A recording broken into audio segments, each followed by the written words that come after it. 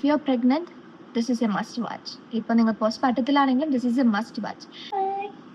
Bye. നമ്മുടെ ചാനലിലെ 4-5 സബ്സ്ക്രൈബേഴ്സിന് bye. Hi everyone, welcome back to my video. So ഒരുപാട് കാലം ഞാൻ യൂട്യൂബ് വീഡിയോസ് ഒക്കെ ചെയ്തിട്ട് പക്ഷേ എനിക്ക് അങ്ങനെ നാക്ക് തന്നെ കിട്ടുന്നില്ല. ലൈക്ക് ഞാൻ നോക്കുന്ന സ്ഥലവും എൻ്റെ ക്യാമറ ഫോക്കസ് ഒക്കെ മാറി പോകുന്നുണ്ട്. But still welcome to Hush Diaries. So first of all let me introduce myself. എൻ്റെ പേര് നിമിത. ഞാൻ ഒരു ഫാമിലി ഗ്രാജുവേറ്റ് ആണ്. ഞാൻ കാനഡയിൽ സെറ്റിൽഡ് ആണ്. അപ്പം ഞാൻ മെറ്റർണിറ്റി ലെവലിൽ ഇപ്പോൾ നാട്ടിലുണ്ട്.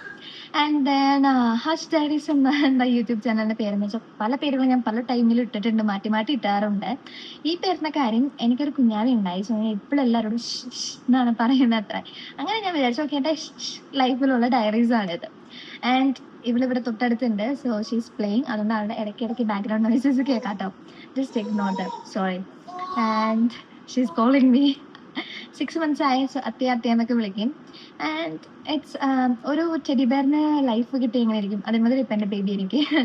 Okay, back to the point.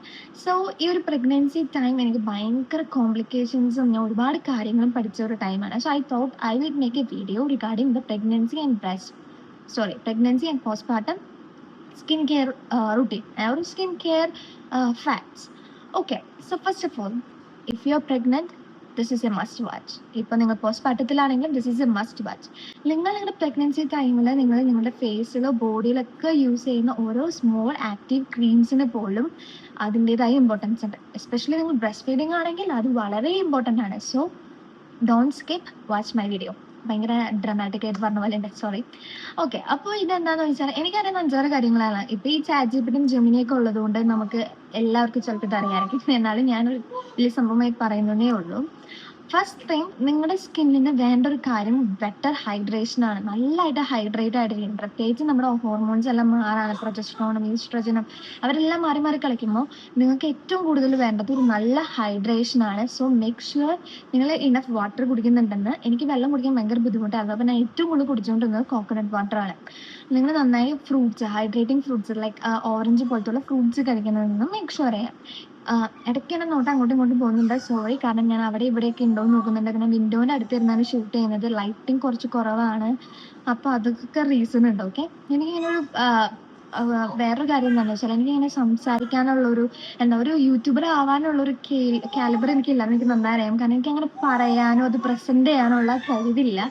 പക്ഷെ this is like not a passion, like a hobby for me. I am happy doing this. Especially നിങ്ങളുടെ പോസ്റ്റ് പാർട്ടത്തിലാണെങ്കിൽ എന്തെങ്കിലും ഒരു ഹാപ്പി ആയിട്ടുള്ള കാര്യം നിങ്ങൾ ചെയ്യണം. അപ്പം തന്നെ നിങ്ങളുടെ സ്കിന്നിലെ ഡൾനെസ് ഒക്കെ മാറും എന്നാണ് ഞാൻ കണ്ടുപിടിച്ചത്. ഓക്കെ, ആയിട്ടിരിക്കുമ്പോൾ first 3 months last 3 months make sure no actives. ഞാൻ പഠിച്ചൊരു കാര്യം അതാണ്. അതായത് നമ്മൾ ആക്റ്റീവ്സ് ആയിട്ട് എന്തെങ്കിലും ആയിക്കോട്ടെ, അതായത് vitamin C, niacinamide, tranexamic acid, LHA, പിന്നെന്താ LHA അല്ല AHA, PHA, glycolic acid, lactic acid, ഇങ്ങനെ ഒരുപാട് ആക്റ്റീവ്സ് അടങ്ങിയതാണ് നമ്മുടെ സ്മോൾ സിറംസും മോയ്സ്ചറൈസേഴ്സും ഒക്കെ. അപ്പം നമ്മൾ നോക്കണം ആക്റ്റീവ്സ് ഉണ്ടോ. ആക്റ്റീവ്സ് ഉണ്ടെങ്കിൽ നെവർ യൂസ് ഇറ്റ്. കാരണം എന്താണെന്ന് വെച്ചാൽ നിങ്ങളത് യൂസ് ചെയ്യുമ്പോൾ നിങ്ങളുടെ സ്കിൻ ഭയങ്കര ഇറിറ്റേറ്റഡ് ആവും ഫസ്റ്റ് 3 months. പക്ഷെ നിങ്ങൾ റെറ്റിനോൾസ് പോലത്തുള്ള സെറംസ് ഒക്കെ യൂസ് ചെയ്യുന്നത് നിങ്ങളുടെ ബേബിനെ അടക്കം എഫക്ട് ചെയ്യും. സോ മേക്ക് ഷുവർ നിങ്ങൾ ഒരു ആക്റ്റീവ്സും, എസ്പെഷ്യലി റെറ്റിനോൾ ഡെറിവേറ്റീവ്സ്, അതായത് റെറ്റിനാൽ, ട്രെറ്റിനോയിഡ്സ്, അങ്ങനെയുള്ള റെറ്റിനോൾ ഡെറിവേറ്റീവ്സ് യൂസ് ചെയ്യാൻ പാടില്ല. ആൻഡ് നിങ്ങൾ ബ്രസ്റ്റ് ഫീഡിങ് ആണെങ്കിൽ ഒരിക്കലും യൂസ് ചെയ്യാൻ പാടില്ല. സോ നിങ്ങൾ നിങ്ങളുടെ പ്രഗ്നൻസിയിൽ ഫസ്റ്റ് എന്താ ചെയ്യേണ്ടതെന്ന് വെച്ചാൽ നന്നായിട്ട് ഹൈഡ്രേറ്റ് ചെയ്യണം. ഹൈഡ്രേഷന് വേണ്ടി നിങ്ങൾക്ക് ഹൈലൂറോണിക് ആസിഡ് യൂസ് ചെയ്യാം, ഹൈഡ്രേറ്റിംഗ് മോയ്സ്ചറൈസർ യൂസ് ചെയ്യാം, ഹൈഡ്രേറ്റിംഗ് ടോണർ യൂസ് ചെയ്യാം. ഈ പിന്നെ ഹൈഡ്രേറ്റിംഗ് സെറംസ് ഒക്കെ അല്ലേ, ഇപ്പോൾ വിച്ച് 89 അതിൻ്റെ സെറംസ് ഒക്കെ, ഹൈഡ്രേറ്റിംഗ് സെറംസ് യൂസ് ചെയ്യാം. ഹൈഡ്രേഷനാണ് ഏറ്റവും important first 3 months. And then later നിങ്ങൾക്ക് ആക്നെ ഒക്കെ ഉണ്ടെങ്കിൽ ആക്നെ കെയർ ചെയ്യാം. സാലിസിലിക് ആസിഡ് ഫേസ് വാഷ് ഒക്കെ ചെയ്യാം. വെരി ലോ സ്ട്രെങ്ത്തിലുള്ള സാലിസിലിക് ആസിഡ് പോലുള്ള ആസിഡ്സ് യൂസ് ചെയ്യാം. ആൻഡ് നിങ്ങൾക്ക് വൈറ്റമിൻ സി യൂസ് ചെയ്യാം. ഒരു ബ്രൈറ്റനിങ്ങിനൊക്കെ വേണ്ടി വൈറ്റമിൻ സി നിങ്ങൾക്ക് യൂസ് ചെയ്യാം. നിയാസിനമൈഡ് നിങ്ങൾക്ക് യൂസ് ചെയ്യാം. പക്ഷേ say no to retinols use ചെയ്യാൻ പാടില്ല. ആൻഡ് ദെൻ നിങ്ങൾ ലേറ്റസ്റ്റ് 3 months സെയിം ആക്റ്റീവ്സ് ഒഴിവാക്കിയിട്ട് ഹൈഡ്രേഷന് ഇമ്പോർട്ടൻസ് കൊടുക്കാം. നിങ്ങൾ അത് കഴിഞ്ഞ് പോസ്റ്റ്പാർട്ടം, പലവർക്കും പോസ്റ്റ്പാർട്ടം പല രീതിയിലായിരിക്കും. ചിലർക്ക് പ്രഗ്നൻസി ടൈമിൽ ഒരുപാട് ആക്നെ വരും. ആ ആക്നേനെ അപ്പം തന്നെ നമ്മൾ ടേക്ക് കെയർ ചെയ്യണമെന്നില്ല. കാരണം നമ്മുടെ ഒരു പ്രഗ്നൻസി ജേർണി എൻജോയ് ചെയ്യുക എന്നുള്ളതാണ് ഏറ്റവും ഇമ്പോർട്ടൻസ്. ആ സമയത്ത് നമ്മൾ സ്കിന്നിൽ ആക്നെ വന്ന് ഞാൻ ഭയങ്കര ഡള്ളായി പോയി അങ്ങനെ ചിന്തിച്ചിട്ട് കാര്യമില്ല. Enjoy your pregnancy journey. അത് കഴിഞ്ഞിട്ട് നമുക്ക് പോസ്റ്റ് പാർട്ടത്തിൽ നമുക്ക് ചെയ്യാൻ പറ്റുന്ന കാര്യം എന്താണെന്ന് വെച്ചാൽ ആക്നെ ആക്നെക്ക് വേണ്ടി ആക്നെ ഇൻഡ്യൂസ് ചെയ്യുന്ന ബാക്ടീരിയ കൊല്ലാൻ വേണ്ടി നമുക്ക് ലൈക്ക് മൈൽഡ് ആയിട്ടുള്ള ഫോമിങ് ഫേസ് വാഷ് ഒക്കെ യൂസ് ചെയ്യാം. ഇനി എൻ്റെ എക്സ്പീരിയൻസിൽ നിന്ന് പറയുകയാണെങ്കിൽ എനിക്ക് എന്ത് പറ്റിയെന്ന് വെച്ചാൽ ഞാൻ പ്രഗ്നൻസി കഴിഞ്ഞ് കഴിഞ്ഞപ്പോൾ ഞാൻ ഭയങ്കര ടാൻഡായി, ഭയങ്കര ഡള്ളായി. ലൈക്ക് എന്നെ ഒരുപാട് നാൾ കഴിഞ്ഞ് കാണുന്നവരെല്ലാവരും എന്നോട് പറയുന്നത് ഇത്രയും ഡള്ളായിട്ടോ ഇത്രയും ടാൻഡായിട്ടോ എന്നെ കണ്ടില്ല. എനിക്ക് ശരിക്കും തോന്നിയൊരു എന്താ പറയുക ഒരു ലൈറ്റ് ഗ്രേ കാസ്റ്റ് എൻ്റെ ഫേസിൽ മൊത്തം വന്നു, എൻ്റെ ബോഡി അടക്കം ടാൻഡായി. സോ അത് എന്ന് പറഞ്ഞാൽ അത് ഹോർമോണിൻ്റെ ഒരു കളിയാണ് ആക്ച്വലി. അത് ഹോർമോൺ കാരണമാണ് നമ്മൾ അങ്ങനെ അത്രയും ടാൻഡ് ആവുന്നത്. But that's okay. ഞാനിപ്പോൾ പഴയ പോലെ കുണ്ടരാൻ ശ്രമിച്ചുകൊണ്ടിരിക്കുന്നുണ്ട്. സോ ഞാൻ ഒരു മീഡിയം സ്കിൻ ടോൺ ആണ് എനിക്ക്. അപ്പോൾ എനിക്ക് വേണ്ടത് ഒരു ഡ്യൂവി അല്ലെങ്കിൽ ഒരു ഹെൽത്തി സ്കിൻ. ആ പാച്ചസ് എന്നൊക്കെ പോയിട്ട് ഹെൽത്തി സ്കിന്നാണ് എനിക്ക് ശരിക്കും വേണ്ടത്. Because it's long time now, right? ഇപ്പോൾ ഇങ്ങനെ ഭയങ്കര വെളുത്തിരിക്കണമെന്നൊന്നും ഇല്ല എല്ലാവർക്കും അവരവരുടെ സ്കിൻ കളർ ഇഷ്ടമാണ്. അതിനൊന്ന് എൻഹാൻസ് ചെയ്യണമെന്ന് ബ്യൂട്ടി ആക്കണം, ഒരു ഹെൽത്തി ആക്കണം, അങ്ങനെയുള്ളൂ. അപ്പോൾ എനിക്കിപ്പോൾ അങ്ങനെയാണ്, ഒന്ന് ഹെൽത്തി ആക്കണം എൻ്റെ സ്കിന്നിനെ, ഒന്ന് ഈവൻ ടോൺ ആക്കണം മൊത്തത്തിൽ എന്നൊക്കെ. ഞാൻ ഈ സ്പെക്സ് വെക്കുന്നൊന്നും എനിക്ക് അറിയത്തില്ല എങ്ങോട്ടാണ് നോട്ടം പോകുന്നത്. Okay, so back to the point. അപ്പം നിങ്ങൾ ഇതേമാതിരി പോസ്റ്റ് പാർട്ടത്തിലാകുമ്പോൾ നിങ്ങൾ ഫസ്റ്റ് ഞാൻ ചെയ്തൊരു മിസ്റ്റേക്ക് എന്ന് പറഞ്ഞാൽ ഐ സ്റ്റാർട്ടഡ് യൂസിങ് ആക്റ്റീവ്സ്. ഞാൻ ഭയങ്കരമായിട്ട് ആക്റ്റീവ്സ് യൂസ് ചെയ്യാൻ തുടങ്ങി. കാരണം എൻ്റെ സ്കിന്ന് ഭയങ്കര ഡള്ളാവുന്നത് കൊണ്ട് നന്നായി ആക്റ്റീവ്സ് യൂസ് ചെയ്യാൻ തുടങ്ങി. പക്ഷേ പിന്നെ എനിക്ക് മനസ്സിലായി ഞാൻ ഫോക്കസ് ചെയ്യേണ്ടത് എൻ്റെ സ്കിൻ ബാരിയറിനോടായിരുന്നു. കാരണം എൻ്റെ സ്കിൻ ബാരിയർ ഇപ്പോഴും എക്സസീവ്ലി ഡാമേജ്ഡ് ആണ്. അപ്പം ഞാൻ ഇപ്പോൾ വേറെ ഒന്നും യൂസ് ചെയ്യുന്നില്ല. ഞാൻ ആകെ യൂസ് ചെയ്യുന്നത് നല്ല മോയ്സ്ചറൈസർ, നല്ല ഹൈലറോണിക് ആസിഡ്, നല്ലൊരു ടോണറാണ്. ഈ ഒരു എസെൻസ് ആണ് ഞാനിപ്പോൾ യൂസ് ചെയ്യുന്നത്. കാരണം ഞാൻ നാട്ടിൽ വന്നിട്ട് ആക്റ്റീവ്സ് യൂസ് ചെയ്യാൻ ശ്രമിച്ചു, പക്ഷെ സ്കിൻ ഭയങ്കര ഡാമേജ്ഡ് ആയി. പിന്നെ ഞാൻ നോക്കിയപ്പോൾ എനിക്ക് മനസ്സിലായി ഇപ്പം ഞാൻ ഈ ഒരു റൊട്ടീൻ ഫോളോ ചെയ്യുമ്പോൾ എൻ്റെ സ്കിൻ പഴയ പോലെ ആവാൻ തുടങ്ങി.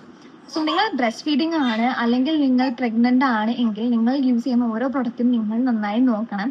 എസ്പെഷ്യലി റെറ്റിനോൾസ് ഉള്ള പ്രൊഡക്ട്സ് യൂസ് ചെയ്യരുത്. ഹൈ കോൺസെൻട്രേഷൻ ഓഫ് ആക്റ്റീവ് ഇൻഗ്രീഡിയൻസും യൂസ് ചെയ്യരുത്. എന്നാണ് നിങ്ങളുടെ ബ്രസ്റ്റ് ഫീഡിങ് എല്ലാം കഴിഞ്ഞ് നിങ്ങൾ നോക്കിയാവുന്നത്, then you can slowly start introducing retinols.